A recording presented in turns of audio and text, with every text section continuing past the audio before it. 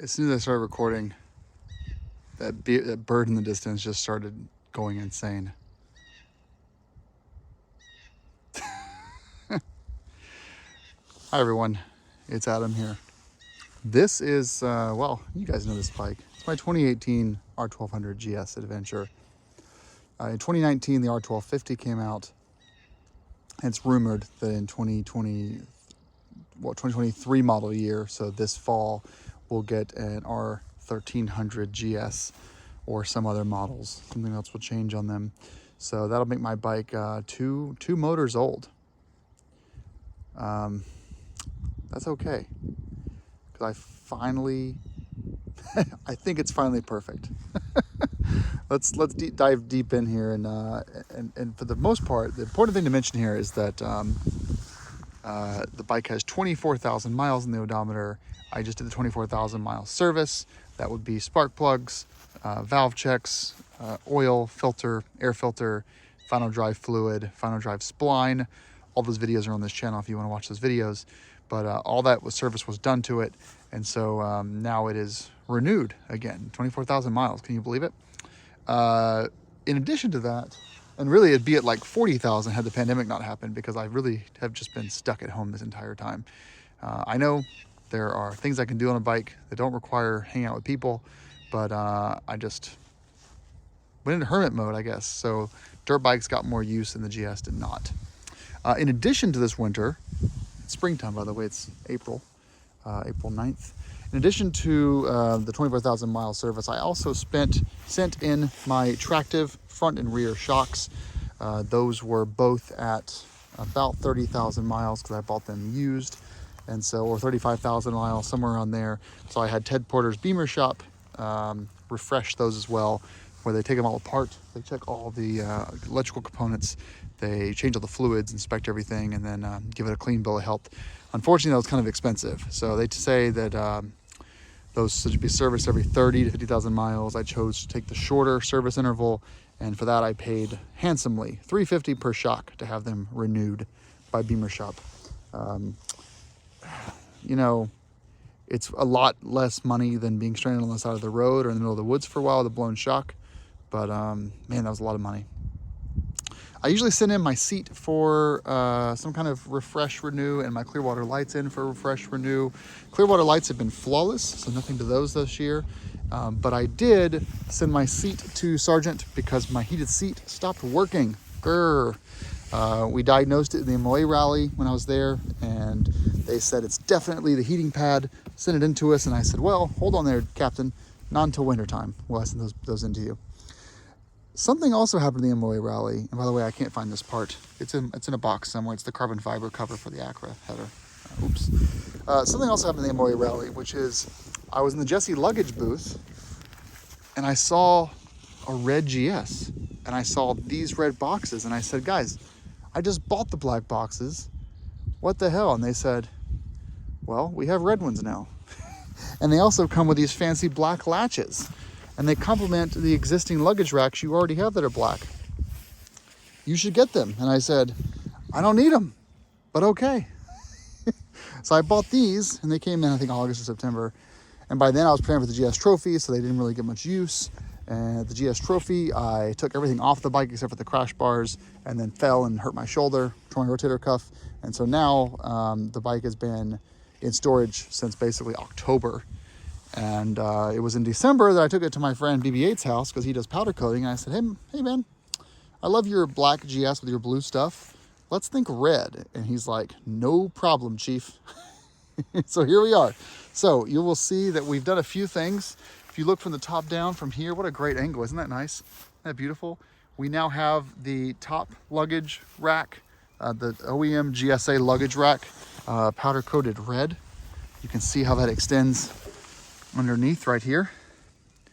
When I first got the bike, I had them actually, I went to a body shop and I had them strip and paint my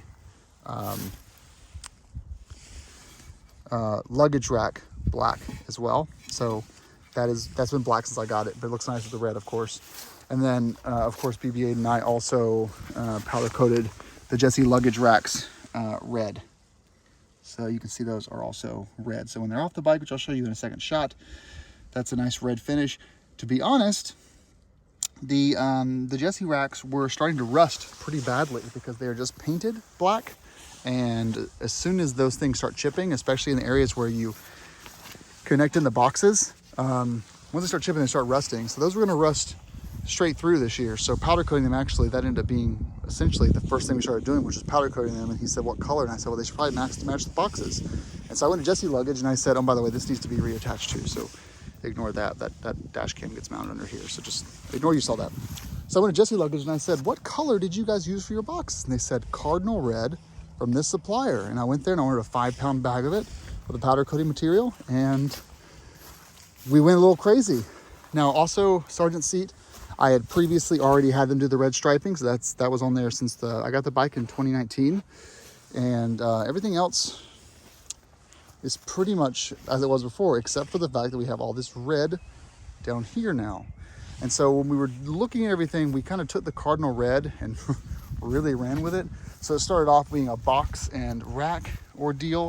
Look at that view from there, though. Look at that view of red. That's what I see in the cockpit, by the way. When I look down and I'm riding, I see all that red right there on both sides. And then we powder coated the rest of these bits. So everything here came off the bike. We're doing the 24,000 mile service anyway. We were also doing some electrical stuff. So we pulled the tank anyway. Tank was off, so might as well have kept going from there. Skid plate got dropped. This is the Altrider skid plate that got dropped off and done red. Yes, I realize that this is gonna go completely screwed up, ugly by the time riding season is over. In fact, while I was riding out here, I had rocks just dinging against the skid plate because that's just how it is here.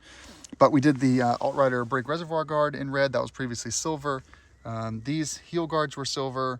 And then red from Touratech, this ignition and starter guard, which I actually didn't plan on putting back on the bike, but once he had powder coated it already, I said, looks pretty good. So that view is there. We also have this stupid thing. I'm sorry, Altrider, I love your product. This thing's dumb. This is a guard that goes in front of your engine case on the front. It really doesn't do anything, but it was already on the bike, so we painted it red. And no, we didn't paint this red, but you know what? We should have. And then as you go around, you basically have the same thing on the other side. You've got the upper and lower crash bars. The uppers are OEM GSA crash bars. The lowers are Altrider, but you've got that red that extends all the way back. we should have just kept going. At one point, BBA was like, you know, we're already had that rear subframe up in the air. We can just take that thing off with that 2 extra bolts and paint that red as well. And I said, no, we gotta stop somewhere, dude. We've hit the limit. Let me take this box off and I'll show you guys how the powder coating looks on the racks. As you can see too, the inside of these boxes is also red, which it's actually what sold me on these, because the inside is red. Because the problem with a black box or a black bag is it's hard to see stuff. The contrast isn't there, but having red or orange interior boxes. Actually, my first GS Odyssey boxes from Jesse, my Odyssey 2s, I had painted red on the inside, which didn't hold up very well, of course, but it's because I could see stuff better. So yeah, here's how the bike looks if you're on the trail with me, and you'll see just basically knobby and Akra and the red rack with the red upper rack. So you can kind of see how that profile looks different from the bike. Heather mentioned that it's too much red, but she knows I like red. So, and then she said later on the road doesn't look that bad on the road, but I was moving 75 miles an hour. But yeah, I'm gonna start the video now. I think I've gone long enough, but this is the kind of the post-winter GS update. I think it looks beautiful. I wasn't even thinking about getting a replacement GS anytime soon, and after hopping on this thing yesterday for a couple hours and then cleaning it this morning, I really feel like it's kind of renewed my excitement for the bike and the platform, kind of like a fresh Farkle. So I'm happy. I'm really stoked about it.